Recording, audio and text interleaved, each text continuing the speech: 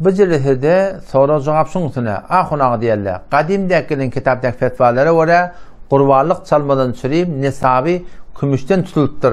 Ve şu nesabı kurbanlık çalmadan süreyim kümüşten tutmaklık enfe'ulil fukara. Gariplere şu peydarak deyip ayrılıptır. Ama siz bugün fetva vererseniz diye nesabı gıdılın tutmalıyıp diye. Yaşat uğratında dekat vermekliktir diye. Kadimdekinin kitapdaki fetvalara göre şu dekat vermeklikte nesabı kümüşten tutmaklık. Şuna fetva veriliptir. Ve şu kümüşten nesabı tutmaklık şu enfe'ulil fukara. Gariplere şu peydarak deyip ayrılıptır. Ahunağı diye. Bugün ne mi oldu? Ne mi değişti diye. Kesin şu kadimdekinin fetvanı ütkelip diye siz nesabı diye kırılan tutmalı evet yani. Dikkat edin Müslüman da oğlum.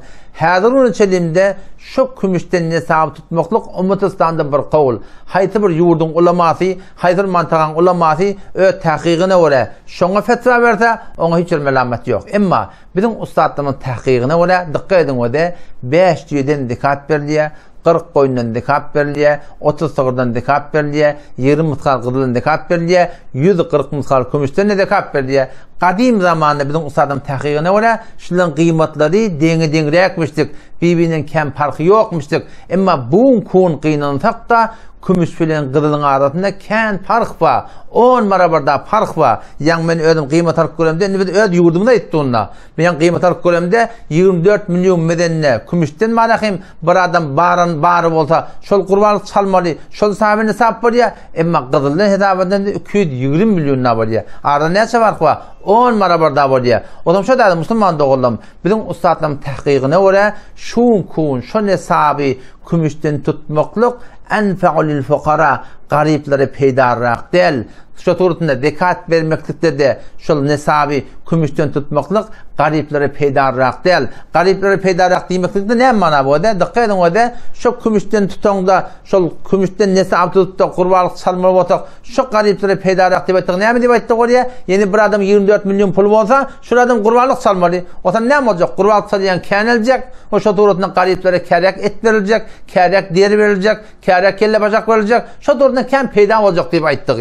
Yani nesabı kümüşten tutmalı olsa 24 milyon bar adam zekat vermeli olsa gariplere ne kadar kömek edilecek da şey değil mi? Şu taydan şu enfe'ulil fukara deyiliptir. Ama şu Müslüman da olunmadı. Dikkat edin beni ustadlarım tahqiqine ettiğinde o tarafta qo'lida da hiç melamet yok. Ama şu kun eğer biz 24 milyon bar adama kurbanlık çalmalı deyip aytmalı olsak, zekat vermeli deyip aytmalı olsak, şu garip, şu adama peyda oluyor mu, derer oluyor mu? Bir hesaba çekelim o da. Tarafın 24 milyon pul bağlı. Bunun sahibi nesap dedik. Şu kurbanlık çalmalı ve zekat vermeli olsa, hop oluyor 10 milyon medeni hemen kurbanlığa gitti.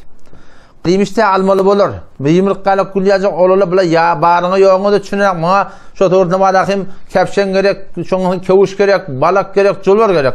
Hop şunlar gelip oğlunu sana almalı olsa şu 24 milyonun hemmeti bir dursun kaptanın gümenim belirli olmayan Müslüman doğun. Odam şu dadan şu dursun bir nesabın ödü bar yok var bir kurbatı gitmeklik ayaşı gariplere peydarrak boluyamya zerer boluyam Müslüman doğun. Bir gurun. İkinciden de anında yeni müşkül tapılıyor. Zaman oğlun öğlenecek boluyor. Hop 24 milyon pul şu an her bir adamda demeyin. Köp adamda ba hatta öğlenecek cavan oğullarda ba. Cavan oğullar sen ölecek oldu da ölecek olan şu an adamdan 150 milyon, 200 milyon, 300 milyon pul gerek. Şimdi sen cavan oğullarına kömekçi olasın diye. Ne bilin? Şüründen, zekatından, vacibatından. Bunda 24 milyon pulu var. Belki 50 milyon pulu var. Belki 100 milyon pulu var. Bu da sahibine hesap oldu. Şimdi sen şuna zekatından, vacibatını verecek olsan bolmuyor. O ne deyip? Çoğunun öz sahibine hesapta. O da şu tayda Müslüman da oğlum. Şol nesabı şuun kun kırıldan tutmaklık şol gariplere peydarrak deyip bizim ustadımız fetva veriptir. Ve şu turunda şu camiada boltturun yağdıya göre şol münasip deyip Müslümandan şuna fetva veriptir. Elbette kurun başında ayttım ha. Ol kümüşe de fetva veriptir. O da bir kavul.